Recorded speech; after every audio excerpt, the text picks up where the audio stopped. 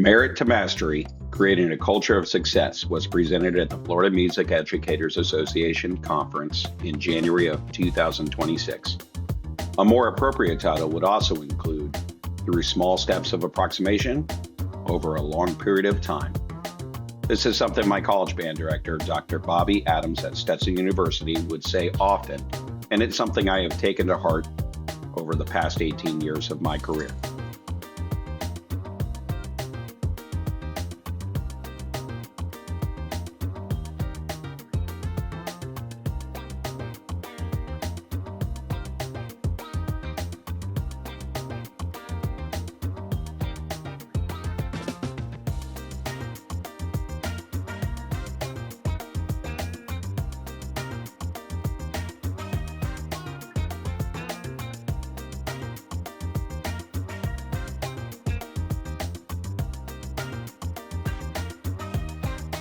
A little bit about myself. My name is Tim Ostro. I'm a Florida native raised through Brevard County Public Schools. I attended Brevard Community College and later transferred to Stetson University in DeLand, where I studied music education. I'm a saxophonist that dabbles in bassoon. My first and current position is in Charlotte County in Southwest Florida at Ella Anger Middle School. With my wife, Melissa, we have grown to be a staple of the small town of Englewood, where the band program went from 80 students to over 200. The band went from very little support to tremendous community engagement and financial support. What started as a school with grade level bands and multiple sections of music appreciation has turned into a full band program with ability-based ensembles, including a jazz band during the school day. The band program has earned high ratings at MPAs and has a large involvement in solo and ensemble. The program has 2 5-year Superior Awards for concert band and 1 5-year Superior Award for jazz band to date. My name is also on a local park where our two boys play, and in 2015, I was named the Teacher of the Year for Charlotte County.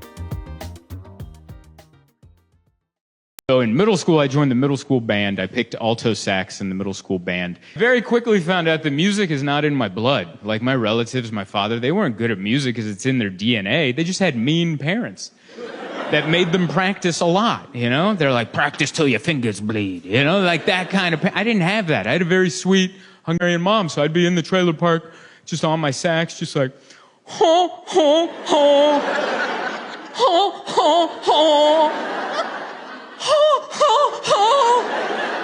ho, ho, ho. And I'm like, this sucks. And my mom was like, okay. And she left. There was no speech about sticking with. So in middle school, I joined the middle school band. I picked alto sax in the middle school band. Very quickly found out that music is not in my blood. Like my relatives, my father, they weren't good at music because it's in their DNA. They just had mean parents that made them practice a lot, you know? They're like, practice till your fingers bleed, you know? Like that kind of... I didn't have that. I had a very sweet Hungarian mom, so I'd be in the trailer park just on my sax, just like, ho, ho, ho, ho, ho, ho, ho, ho, ho, ho, ho, ho. And I'm like, this sucks. And my mom was like, okay. And she left. There was no speech about sticking with it. So I quit. I quit the alto sax after like 2 weeks. I'm like, this sucks. I'm never going to get it. But I didn't have the courage to drop the class, you know, because the anxiety set in. So I didn't. I just quit in my heart. All right? I might have been the world's first quiet quitter, I think. So I still showed up to like 5th period band and I sat with all the other alto saxes. I just never like blew into my instrument, you know? I was just doing my best Lisa Simpson impression, just, oh yeah, oh, we're on fire today, fellas, we're cooking. And that was my plan. I'll just fake it for the rest of the school year. And next year, I'm not going to sign up for this class. We'll pawn this instrument. We'll be good to go. And that was my plan. And it worked for like 4 months. And then I remember the day it stopped working. We were working on a new song. And right in the middle of it, Mr. McGee goes, stop. Everybody stop. One of the alto saxes is out of tune. Stand up and play one at a time. Yeah. That's the closest I've ever felt to being on death row. Right there.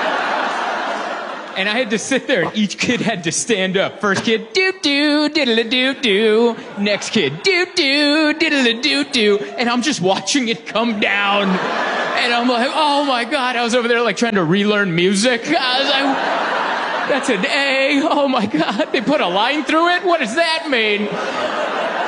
And then the next kid, doo-doo, diddle-doo-doo. And then it came to me, and Mr. McGee is like, Zoltan, stand up. I had to stand up in front of the whole class. As music teachers, we all have Zoltans in our classrooms. Zoltan self-described himself as the quiet quitter with a single mom that didn't have time to support his musical endeavors. He's also right about our culture. He readily recognizes that past generations had mean parents at home that made them practice. Fortunately for them, it also meant that they were successful, and not just in music. Their parents didn't let them quit mid-season in anything, and they learned to persevere and developed a sense of grit. Today, with our students, we see quiet quitters in every subject, from sports to academics, and especially in music. Many of our students go home to a household where there's one parent at home, two exhausted parents, or even grandparents. They don't have the time or the energy to make sure Zoltans do what needs to be done to be successful. Zoltan also recognized this as a beginning band saxophonist and thought he could just sneak by and earn an easy A. It took his teacher 4 months to realize Zoltan wasn't improving. If Zoltan's teacher had a merit system with checkpoints along the way, perhaps Zoltan would feel he was successful in band and playing the saxophone. Perhaps Zoltan would realize he was good at saxophone because his teacher expected more of him. In such a classroom, Zoltan might have continued playing. Today, we are going to highlight these 5 topics. We will begin by asking ourselves if merit is something you want to pursue in your classroom. Identify the steps to build a system and culture that supports merit-based music education, and close by identifying the goals of using such a system.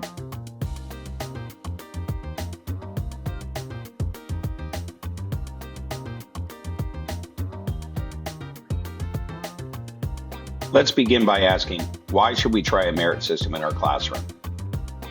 This might seem like an odd question. However, as music teachers, we are both educators and coaches.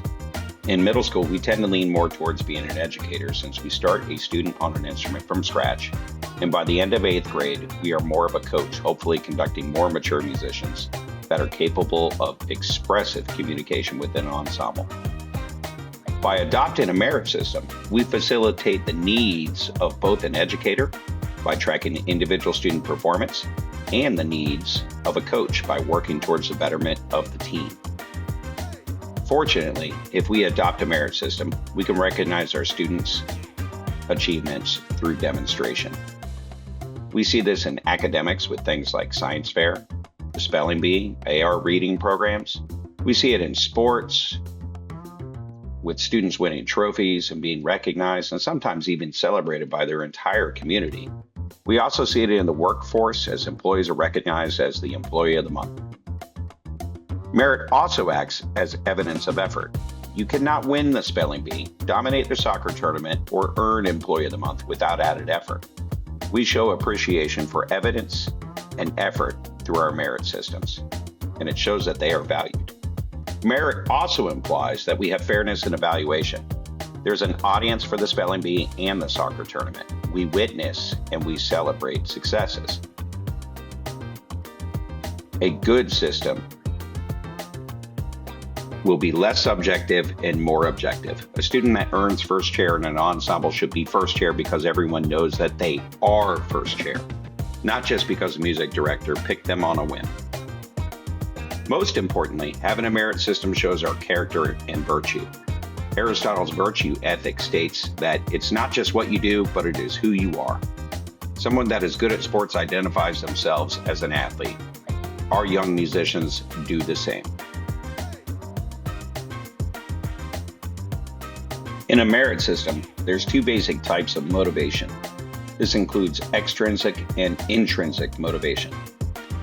Extrinsic motivation comes from outside. It is something that someone must do. It manifests as a reward or a punishment. Rewards can be something like working for the benefit of receiving a paycheck. Punishments could be the fear of receiving a poor grade. Intrinsic motivation, however, comes from within. It is something someone wants to do. We see intrinsic motivation with our students that enjoy playing games for hours, perhaps fishing, and ultimately maybe even playing an instrument. But learning to play an instrument doesn't usually start as intrinsic motivation. There's lots of discipline and hard work that go into learning to assemble a clarinet and develop a proper embouchure. Eventually, our young clarinetist develops a good tone that we are proud of and might even develop a mature range, expressive articulation, refined musical literacy skills, and eventually musicianship. Each extrinsic success experienced while playing an instrument ultimately leads to enjoying playing an instrument intrinsically. Why is this? Because when you're good at something, you are intrinsically motivated to get better. Playing an instrument is a discipline that requires lots of hard work and effort, again, over a long period of time.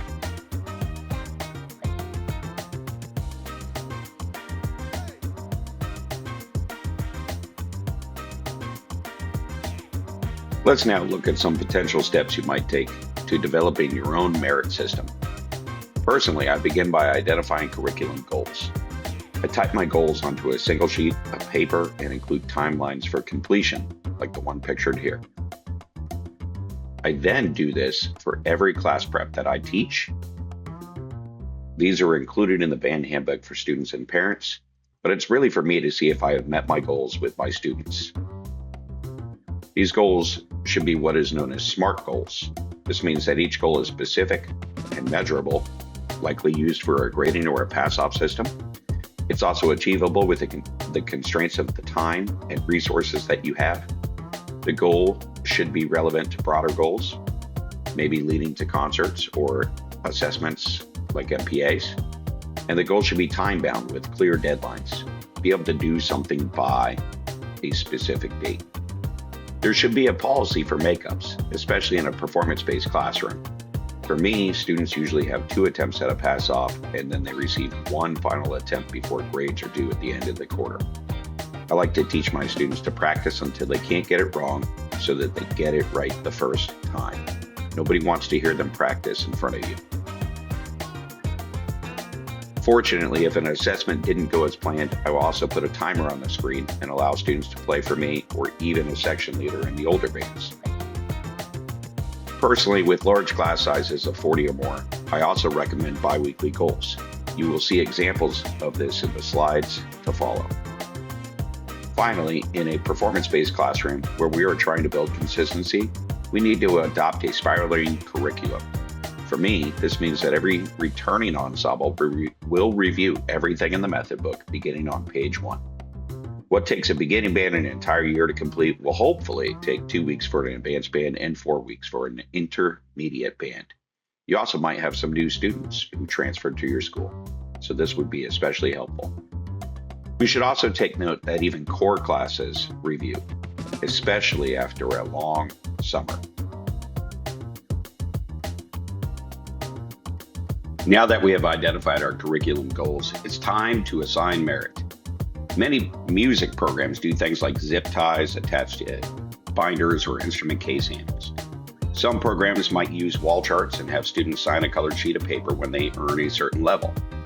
Personally, for my students, I have had the most success with beads. This works for my school because the students must wear lanyards with IDs every day to school. My students will simply place their key ring and beads on the lanyard. I use a 6-inch ring for my beginners, and when they run out of space, I upgrade all of my students to a 10-inch key ring. For the super achiever, the rings can combine, though it does look a little ridiculous once they get past 10 inches. The beads pictured here at the top, you can get at any craft store with pony beads. The clear bead signifies that the beginner has earned their 10 beginning skills, which includes things like being able to assemble an instrument, hold an instrument, rest in playing positions, tone production in the first 5 notes, and even clean their instrument.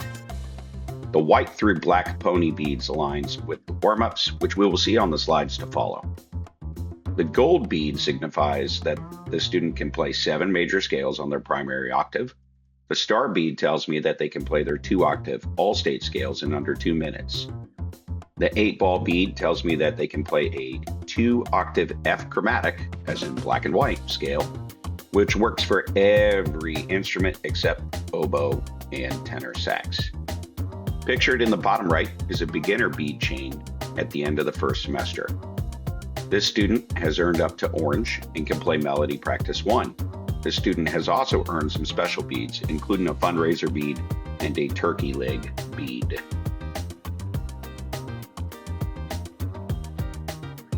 After identifying fundamental beads, we can then begin to dive into other behaviors we might want to intrinsically motivate. Some of the beads pictured here can be found in a store or online. This includes beads like the heart, red, white, and blue bead, volleyball, and colored skulls. Other beads can be 3D printed to fit your needs. This includes the beads pictured here like the ninja star, manta ray, dollar bead, cougar paws, crown, dice, and the green popsicle. I just happen to know someone that enjoys making these with the 3D printer, and fortunately, like the pony beads, it is cheap to buy resin or filament for a 3D printer. I use these specialty beads to motivate my students' behavior. For example, if I want someone to help me organize the classroom, assist if there's a sub, possibly put away Chromebooks, or even answer the class phone, I have a classroom helper do this for 2 weeks. These students can even stay at the end of the period and help me fine-tune the classroom in preparation for the next period, so that I only need to write one pass. If students participate in a band fundraiser, they can earn a green dollar bead. 8th graders can earn a manta bead by attending our band night at Lemon Bay High School, home of the Marching Mantas. Older students can earn paws by making honor band or All-State. All students can earn a popsicle by attending a band camp. Skulls are by far the most popular in my program. Students earn the colored skulls by playing a solo at Solo and Ensemble. After the event, I let them pick the color of the skull and give them their medals along with the bead. Ironically, they prefer the skull beads over the medals. Finally, the 8th graders are awarded their Cougar Band logo bead as a final gift at the spring concert. Some of them keep wearing their beads through high school. At this point, they are showing us who they are, and they are proud of it. Seasonal beads are something new that I am trying this year. For Thanksgiving break, I really wanted my students to take their instruments home, knowing that we would have a winter concert shortly thereafter. To achieve this, I offered a turkey leg bead with a bingo sheet. To my surprise, I had many students ask me what they can get for doing the entire sheet. The answer became obvious: perhaps a whole turkey. This clearly worked, as I have never seen the locker room that empty for break. Only 3 instrument cases were left behind. I intend to do this again for spring break, when students can then earn a seashell or a larger, more impressive conch shell.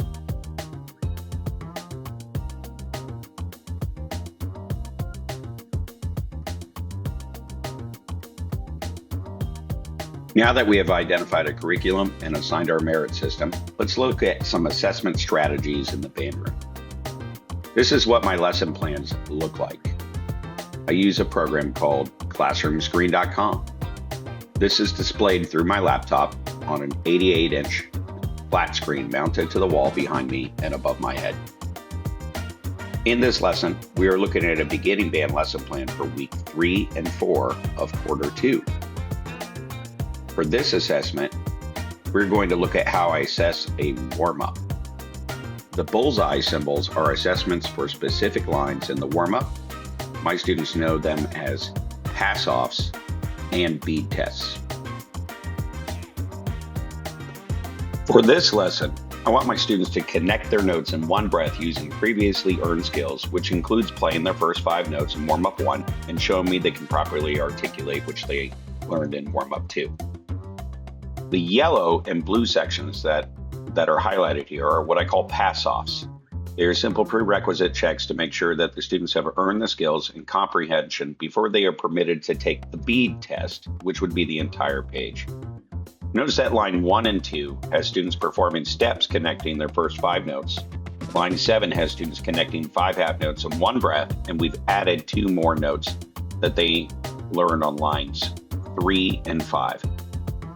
Once a student has achieved both pass-off checks, they are ready for the bead test, which will be the entire page without stopping. For this, students are permitted one fumble, but also know that it will be standing there close by watching and might even call a specific name during the assessment to check for understanding. If you do these techniques with your students early and often, they are not afraid to play for others and will have the confidence required of outstanding musicians. Let's see what it looks like for our prerequisite pass-offs. Here's line 1 and 2. 1 and 2 today. Everybody say, keep my fingers close. Move my slide fast, okay? So if you're a trombone, you got to do that. Percussion, on line 1, we're going down. So I want you guys to go right, left, right when you're going down. On the way up, on circle 2, you're going to go left, right. And then, of course, when you go back down, you go left, okay? You're going to be looking for those things. We're going to connect. Can I hear you guys air band and sizzle the first 2 measures? 1, 2, air, sizzle, go. Good, do it again with percussion. 1, 2, all of them. Cool, play just the first 2 measures. And 1, 2, ready. Awesome. Can you guys air band and sing your note names, please? Circle 1 and 1, 2, percussion play, go. G, F, G. Keep your fingers close. F, E, F, E, D, E. Keep going. C, B flat, C. Circle 2. C flat, C, B flat. Keep them up so I can see them. C, D, C. C, E flat, E. One more. F, E, F. Play it, guys. Circle 1 and 2. Be ready when I call your name or your group. And 1, 2, and circle 1 and 2. Go. Flutes. Clarinets. Trumpets. Make sure you kick it out. Trombone. Move it fast. Volume. Everybody. Okay, now we're ready for a pass-off. In order to get, guys, the orange bead, you got to be able to play this line, okay? Who's ready right now? You know you're ready. Okay, keep them up, keep them up. I'm going to look at my seating chart. And we'll see who's ready. I'm going to use orange. And, okay. I'm really looking for who's not. All right, put them down. Looks to me like all of you are. Okay, if you're ready when I call your name, everybody circle 1 and 2. And 1, 2, 1, 2, ready, band, go. Derek. Ariana.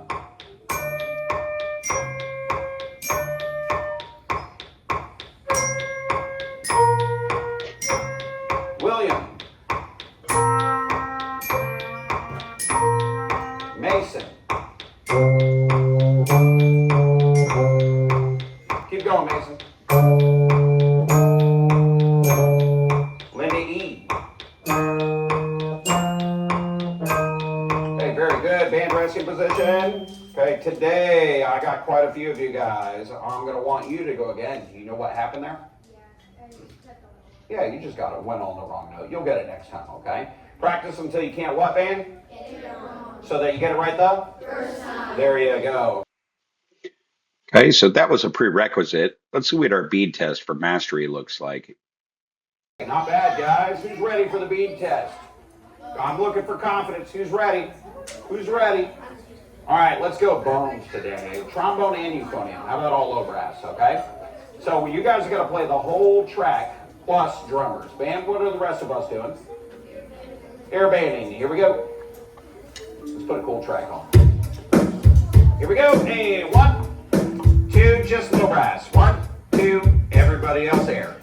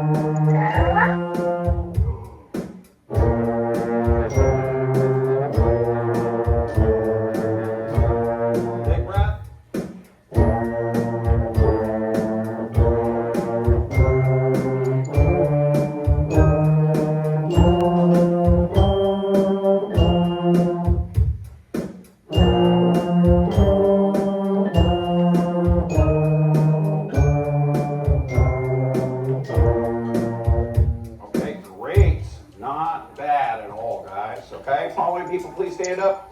Madison, Antonio, Adam, Noel, Linda, Grayson, Carson, Brittany, and that's it, okay?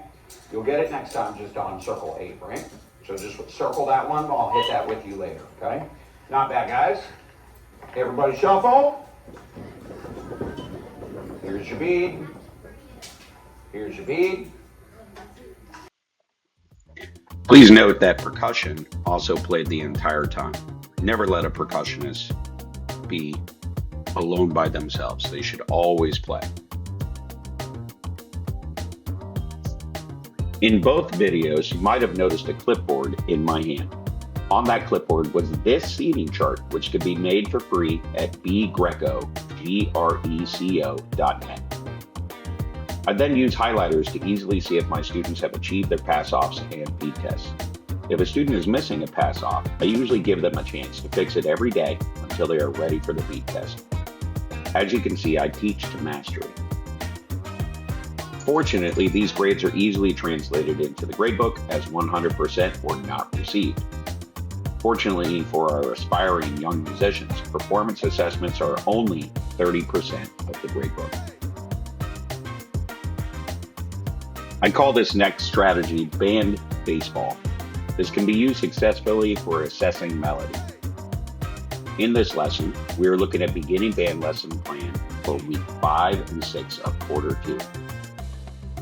For this specific assessment, you're going to look at how I assess something called Melody Practice 1. Again, the bullseye symbols are assessments for specific lines on the page. However, in this case, different instruments will be asked to perform different melodies for their pass-off. To earn the bead, they will need to round all 7 bases or melodies successfully. For this lesson, I want my students to read and perform 3 to 5 melodies using previously earned skills, which includes playing the first 5 notes, warm-up 1, articulation warm-up 2, and connecting notes and steps and small skips, which we just saw in the last assessment of warm-up 3. In this first video, we will see the trombones perform a prerequisite check on melody number 3 called Lightly Row. In the next video to follow, we will see the large clarinet section perform the entire page. You will see me monitoring their performance in close proximity and then award beads that are earned. Connect. Ostro first.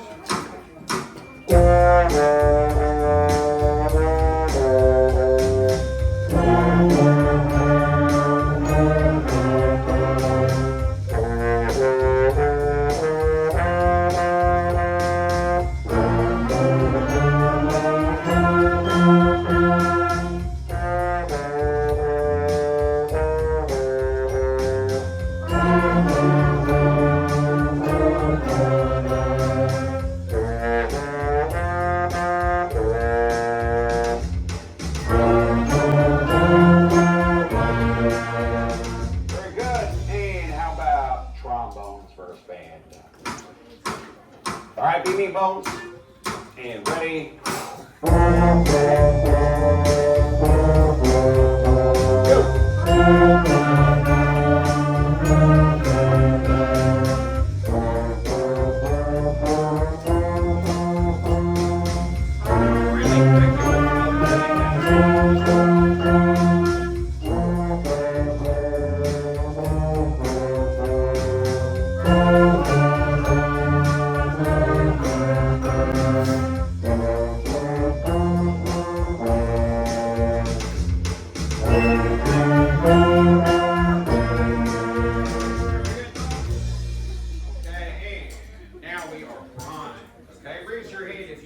Prerequisite already. You can already play your melody.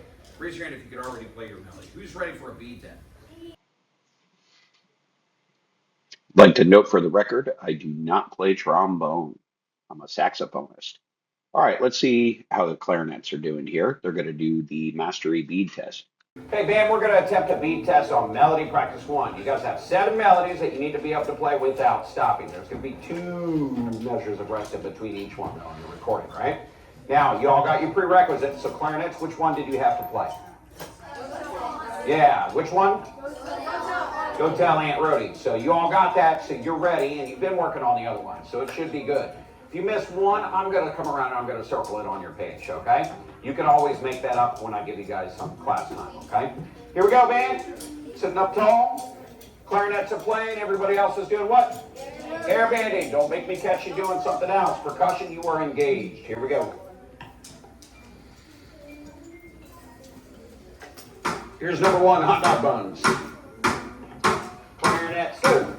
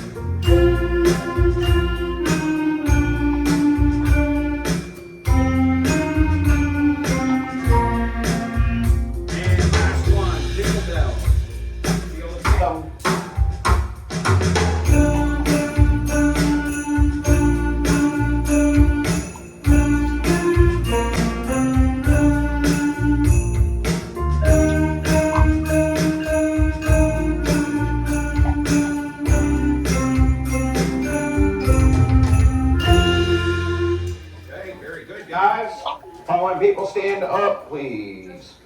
Abigail, Arwen, okay, in the back row. We're going to go here. Stand, stand, stand, stand, stand, stand, stand. Just the one, right? Stand up. Okay, great. Everybody shuffle for them. I'm going to give you guys your bead. The two of you, all you guys got to do are the two that we're missing. And Olivia. Misty Olivia. Go ahead. Okay, great job. Hey, you'll notice that again, I do the bead test because I'm looking for mastery. So there's a bit of stamina involved here. They have to have stamina in order to play band music. So they should easily be able to play these concepts. And that should transfer directly to the band music. Again, I used a clipboard for this assessment. In this case, I am monitoring specific melodies for specific instruments for the yellow pass off. If they can play the entire page successfully, their name will be highlighted pink for the bead test. If a student has a yellow pass off but missed a specific melody during the bead test, I simply write the melody number they missed on the seating chart. These students know that they can play it for me before class while the assembly timer is counting down. They often get to class early and are usually prepared to play it for me as I only give them one chance during the countdown. If they don't achieve the bead by the end of this process, the gradebook will reflect a lower number. 70 out of 70 shows mastery, whereas a 50 out of 70 tells me they are missing two specific melodies. In my gradebook, I can leave a note detailing which specific melodies they are missing. After grades are in, the next chance to attempt those melodies is at the end of the quarter during makeup week. These strategies work with large ensembles all the way through high school. The focus is on conceptual teaching with stamina and endurance in mind. If students are consistent on an entire page, they should have transferable skills that they can use in solo, chamber ensemble, and large ensemble performance.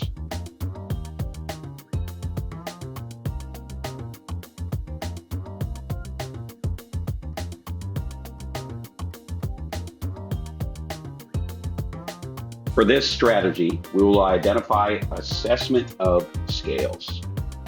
In this lesson, we are looking at an advanced band lesson plan for week 1 and 2 of quarter 3. Students have been playing 1-octave scales with stage 1 rhythm patterns, meaning half, quarter, quarter, at 100 beats per minute. This should be very easy for an 8th grader at this point. The groups that are checked off include Group 1, tubas and low reeds, Group 2, trombones, euphoniums, and tenor sax, Group 3, horns and altos, Group 4, clarinets, Group 5, trumpets and oboes, and Group 6, flutes. Like the warm-ups and the melodies, this 8th grade student will perform her 7 major starred scales to earn the gold bead. She has been given a rubric to prepare with a specific day and a 5-minute time slot. She is recording in a practice lab with a student volunteer who will play the backing track for her and was instructed to make sure he records the face and fingers of all performers. By playing with the track, there is no redo. The student knows that, like a stage performance, you get one shot. Anything she is missing, she will need to play for me, her section leader, or the class outside of this practice lab. The beauty of this assessment is that class is going on as normal in the other room.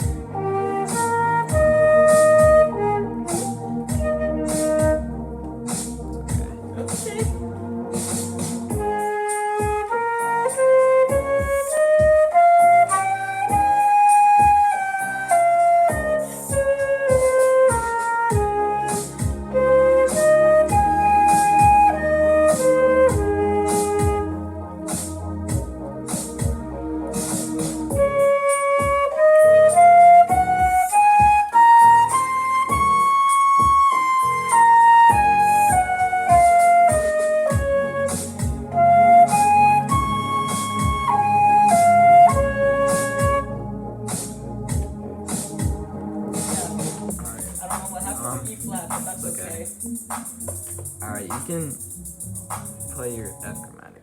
Just play it, yeah. Okay. Alright. Whenever you're ready. Okay.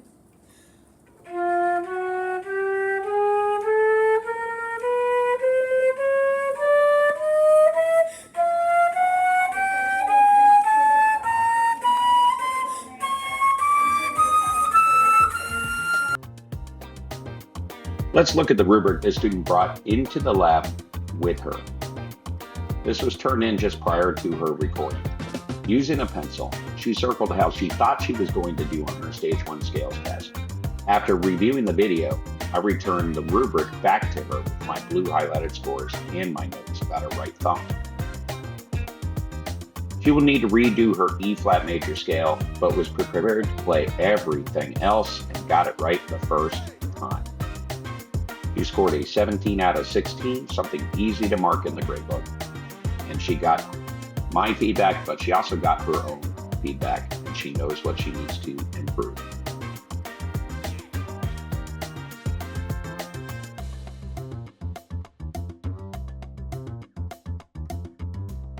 For the final step in my merit system, we will look at tracking student progress.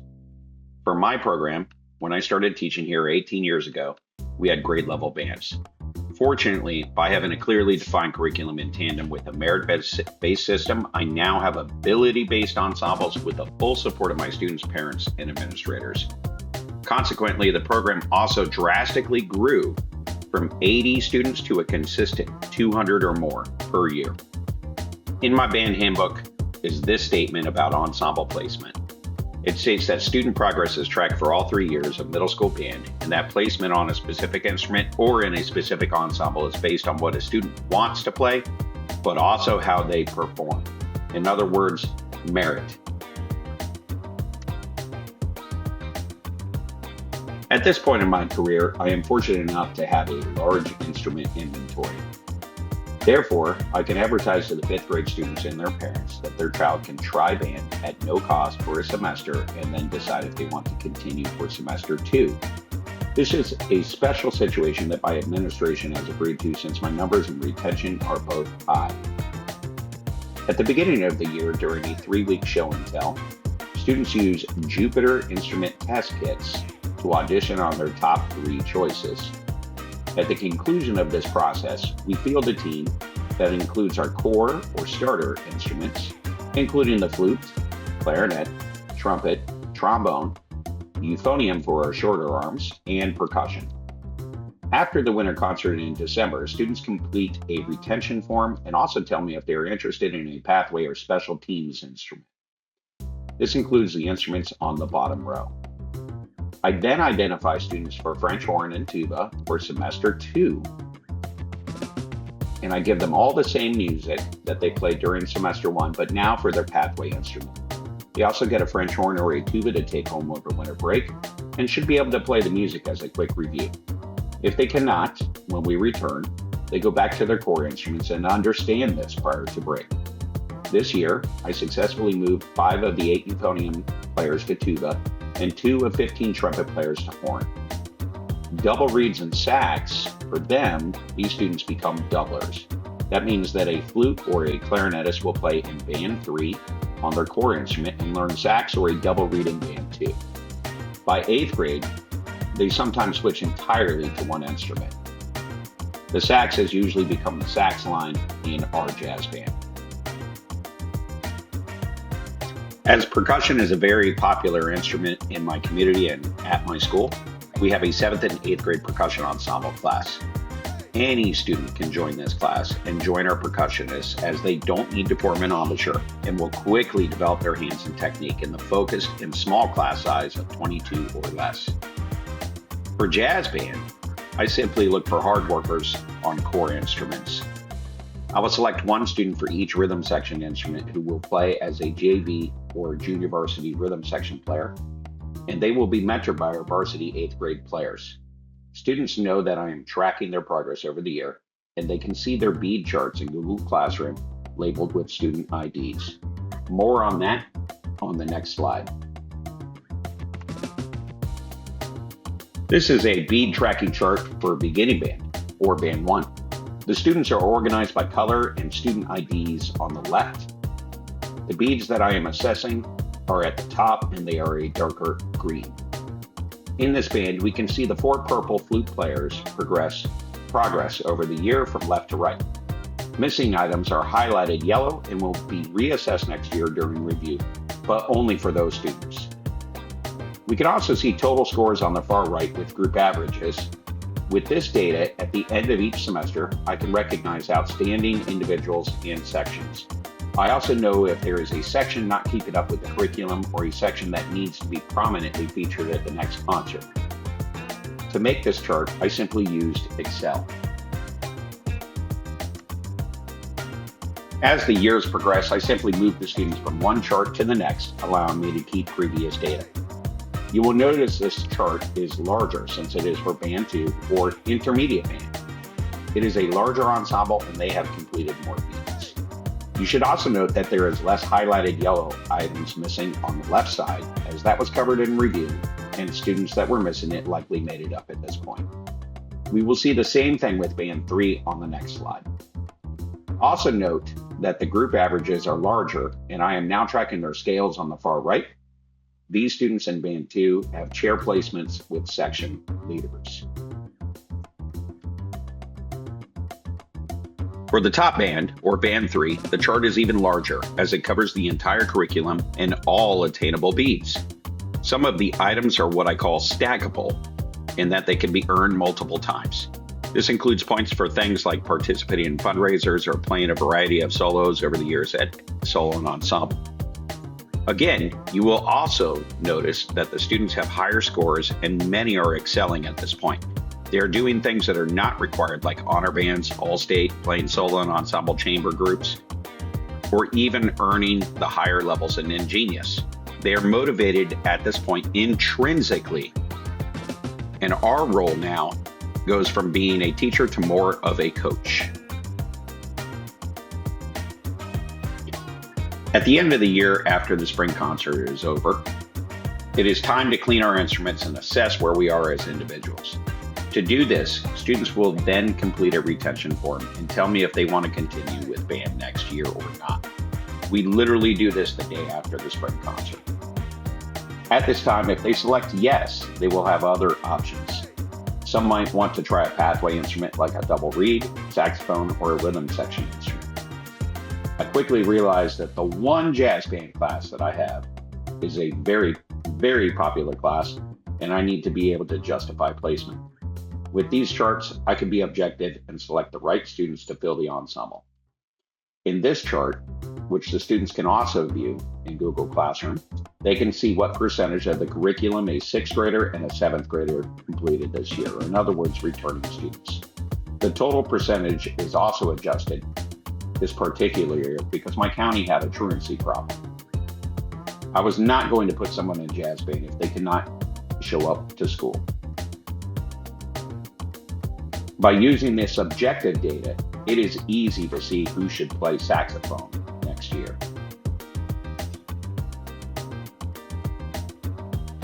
Once I have sorted student placement, retention or drop forms are sent home and are signed by parents indicating that they agree with next year's placement. These are then returned to me for a grade. With these forms, this allows me to prep instruments, accessories, and music for the coming school year over the summer, so that we can hit the ground running when we return in August. It also gives me peace of mind knowing that the parents and students agreed to the placement.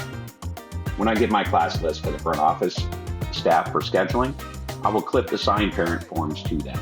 This tells the office that the students and parents agreed to this placement and they can see that they are renting, own an instrument, or will be using a school instrument. They know that I need to prepare. By doing this process, we rarely have any schedule change requests at the beginning of the year.